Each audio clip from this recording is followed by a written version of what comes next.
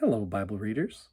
At the risk of stating the obvious, I'm still going to say that the whole point of a psalm, like this, another lament psalm, Psalm 12, is to show the psalmist's process. It's a process of first stating their complaint in clear, unembarrassed, unafraid terms, but then not staying in that state of complaint. The whole point is to show that even from a place of lament, a faithful one, a person in relationship with the one true God, can, even from a place of lament, come to a place of confidence. Help, O Lord, for there's no longer anyone who is godly. The faithful have disappeared from humankind. Like, are these exaggerations? Of course. Is this hyperbole? Yes. But the psalmist is just being honest. This is how it feels. They utter lies to each other with flattering lips, and a double heart they speak. That's how Psalms 12 starts, but it's not where it ends. And that's the point. You, O Lord, will protect us. You will guard us from this generation forever, is how it ends. How does the psalmist go from where they are at the beginning to where they are at the end? Well, that's what the rest of this post is about. Those flattering lips people, we get to hear more about them. In verse 4, we hear them boast, "With our tongues we will prevail. Our lips are our own. Who is our master?" Have you ever heard someone who seems to think they get to live without accountability, as though they are the master of their own universe? Can anyone speak lies or whatever destructive speech they feel like speaking and expect to be held accountable by no one?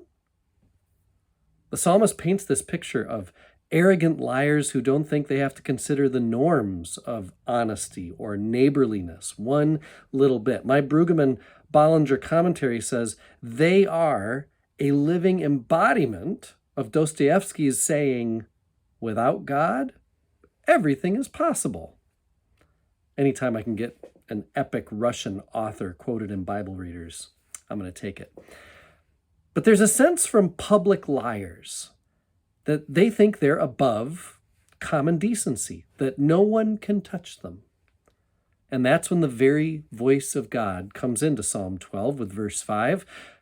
"Because the needy groan, I will now rise up," says God.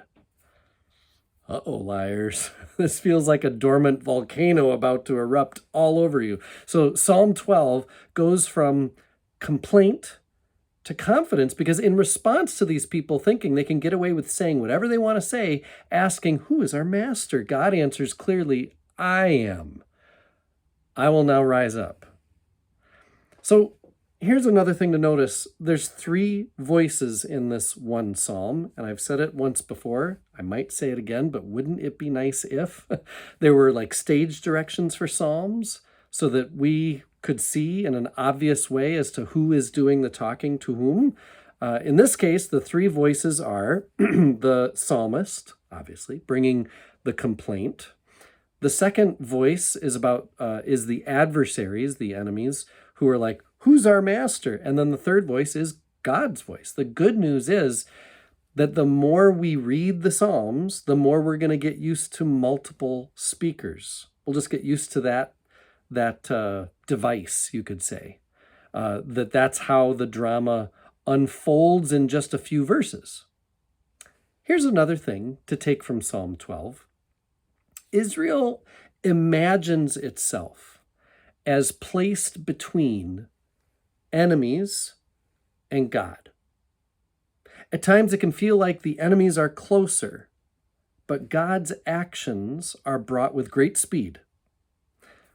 Last note from my commentary, I think it's worth sharing that Martin Buber, a theologian from the 20th century, he thinks about this psalm as one that considers our relationship to the lie that makes life delusional.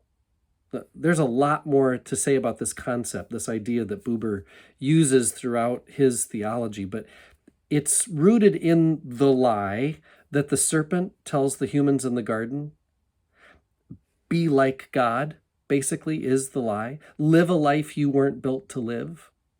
Want more. Be more than what you already are, as if that's not enough. It's somehow lacking. Psalm 12 could be seen to speak to this struggle that all of us have.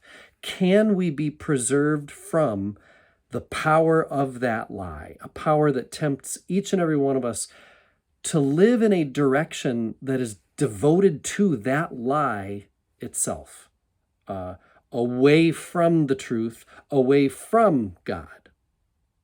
The lie is that, as Psalm 12 talks about, that I have no master, that maybe I could get away with just saying or doing whatever I want, that not even the truth is my master, which means I can speak with a double heart, as Psalm 12 says. But Buber says this: the lie is from time and will be swallowed up by time.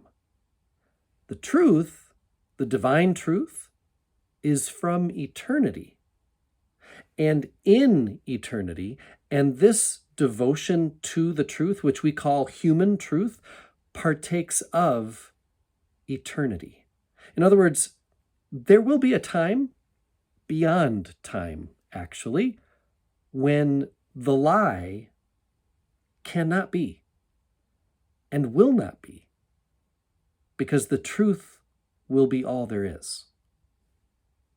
Deep, right? I am one with my God.